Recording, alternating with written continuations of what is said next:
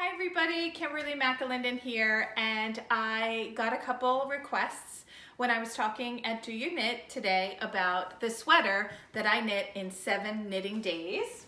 I have it here. I finished it this morning. I started it at 9 a.m. on Thanksgiving morning, and I finished it before 9 a.m. today, 1 week later. It's called the Rocket TDK. I absolutely love it. I knit it with 1 strand of mohair and 1 strand of fingering weight yarn. All that information will be in the description box below. My daughter is laughing at me.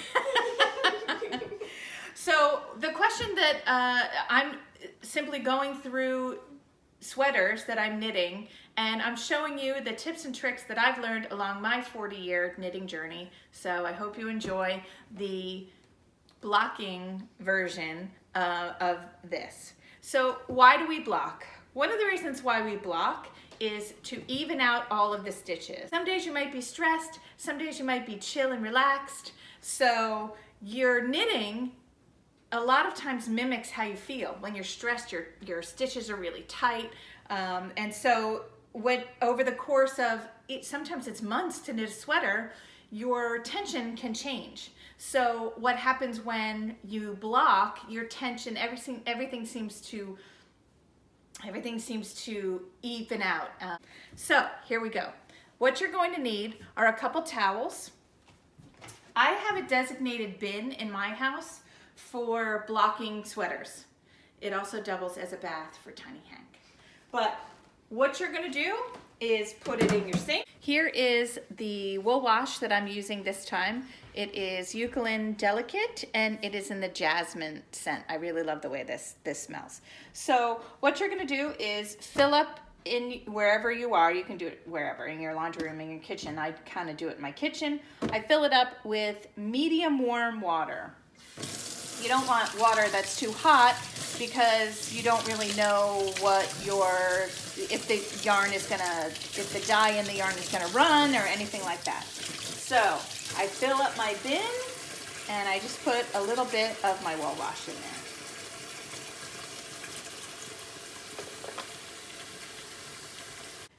And you're going to fill up your tub and put your sweater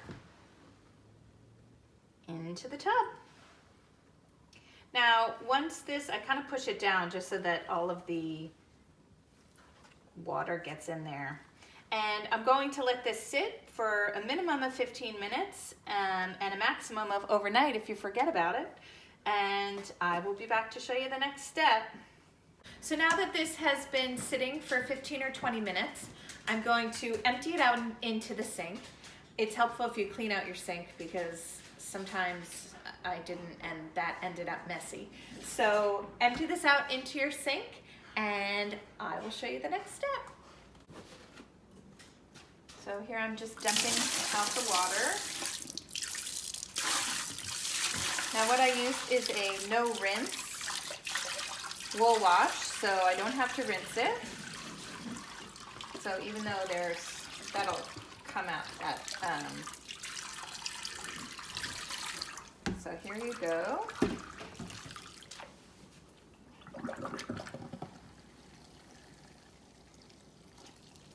Okay, now you don't want to wring your knitting with your hands like this. You don't want to do that.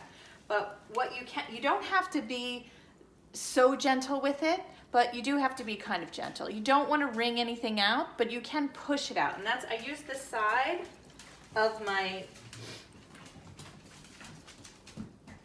sink to kind of just push it out.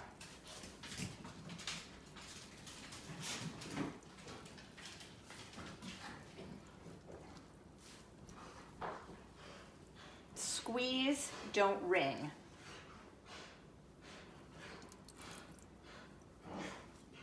So now I have moved it over. This is a clean towel.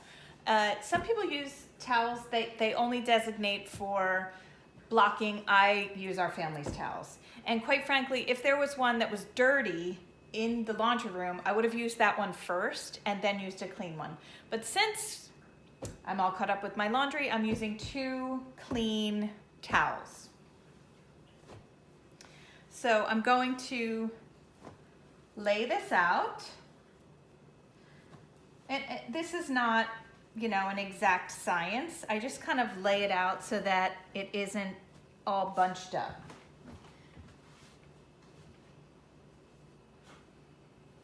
All right, and I'm gonna roll it up.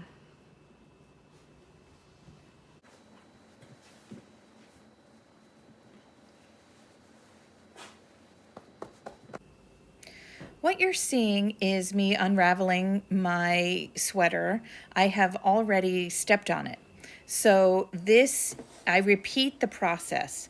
So you're going to see me take the sweater out, roll it up in the second towel, and after I roll it up, I'm going to step on it. And the reason that I do this is to get out the extra moisture, so it doesn't take days and days for my knits to dry. So I'm stepping on it. I've never had a problem with anything getting ruined. And then I will go over to the blocking board. Here I am. I have a blocking board. This was from actually a gift from my husband from Knitting Paradise. I believe that's where he got it, or Paradise Fibers. I will try to find one similar and put that in the description box. But here I am with, this is the second towel, and it's not as wet as the first one. So I unravel it, and I'm going to put the sweater on my blocking board. So what I do is I just kind of lay it out.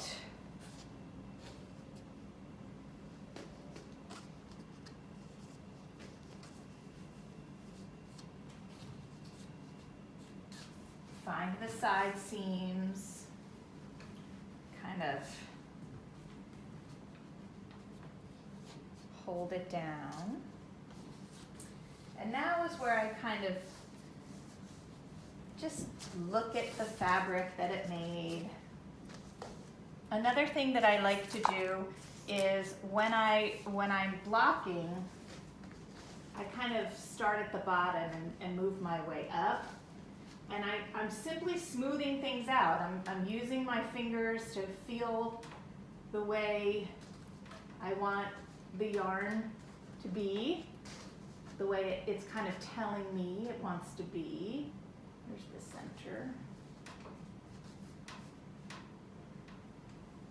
I've had a lot of people ask me if I use blocking pins. I don't really use blocking pins a lot unless I need to.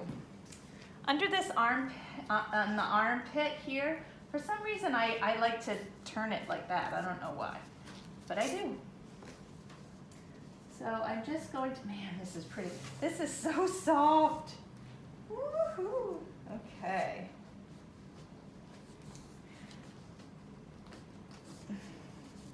So in this instance, I might need to put a couple pins because this is wanting to roll. But it just might be I haven't settled it down properly. Oh, there we go. I don't think I'm gonna need any pins. Of course, I pin lace. Oh, see, I don't really need a pin. Now, if this was flipping up, I would want it to dry flat. Wow, look how pretty. Oh boy, this is so pretty. Woo! All right, so on the sleeves, when you do decreases, there's always going to be like a natural line. So you find where the decreases are. Here they are. And you're going to create that. It kind of creates like a seam. That little speed demon you just heard is my dog. My dog Hank. All right, so I really like the way this looks. Where's the center stitch here? Here's the center stitch. So I kind of want this to be like that. There we go. Nice. Now I'm just smoothing it out. Now the final step is to measure. So I take my measuring tape. I also have some stainless pinning, blocking pins here. And you can use these if you have to pin something down. But like you can see, I don't have to pin it down. So I just had those on hand in case I needed them. And my trusty measuring tape here. So what I want to do is I want to measure measure everything to make sure that it didn't grow crazy, right? So I'm going to measure here. Look at that. I'm at 24. I'm just at 25, which is exactly what I wanted. I added some extra stitches so that I would get 50 inches across. And look, I did it. And then you can measure your length. This is 18 inches long. Now, I don't want you to get upset about that or worried. A lot of times when you're putting the knitting down, it's going to grow like crazy. And if you pin it, that's the way it's going to stay. 18 inches, I like 18 inches. I like things longer. But if you wanted it a little bit shorter, what's going to happen is as this dries, it's going to shrink a little bit. Okay? It's not going to stay at 18 inches. So what I'm doing here is later on, I'll come back down and I will just kind of give it a little, see, I'm kind of just fluffing it like that. And look, when I do that, I'm going to measure it again. It's already at 17.5 inches. So this is going to bunch up a little bit. Wow, I can't wait to wear this. Holy cow. Look how pretty this is. Ooh, this yarn is just so pretty. So now I will let this sit like this. I will try to keep my hands off it when I walk by. And I will come back later. I'm not sure I'm going to show you this. But after a few hours, or maybe overnight or tomorrow, I will turn this over so that the bottom can get the air.